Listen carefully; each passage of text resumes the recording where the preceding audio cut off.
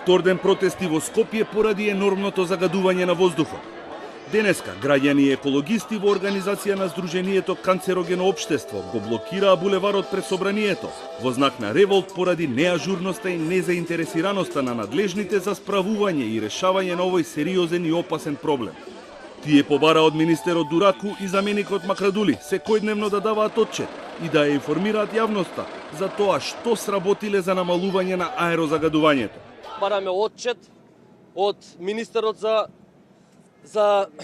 екологија и заменикот министер за екологија секојдневно да даваат отчет што тие сработиле, додека ние и нашите деца се трујат по болници, да дадат отчет како тие заработуваат својата плата и што во текот на денот сработиле за почист воздух.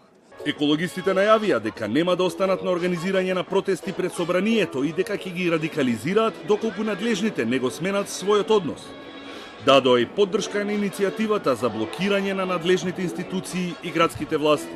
Доколку не свикаат итна седница на влада, доколку не ги искористат сите расположливи средства за справување со овој проблем, доколку не сватат сериозно, ќе мораме да ги радикализираме протестите со блокажи.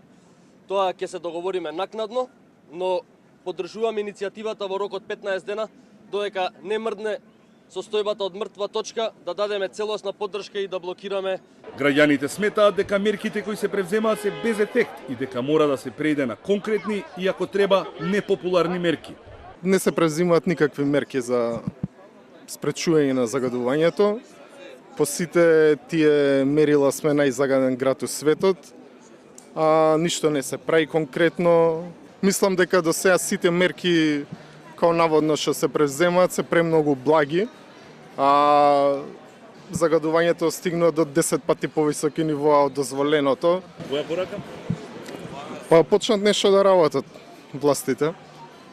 Малце поостро, малце понепопуларно, ама конечно видиме некој аер од тие мерки. Вчера се протестираше пред депонијата Дрисла, каде екоактивистите од граѓанската иницијатива Движење за чист воздух во знак на предупредување 15 минути го блокираа влезот на депонијата.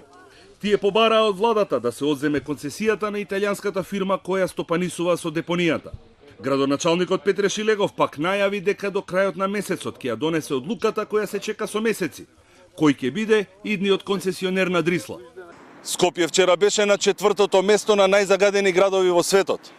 Владата најави мерки за борба против аерозагадувањето преку планот за чист воздух, за кој одвои буџет од само 2 милиони евра. Со овие пари ќе бидат субвенционирани печки на пелети и прочистувачи на воздух во училниците.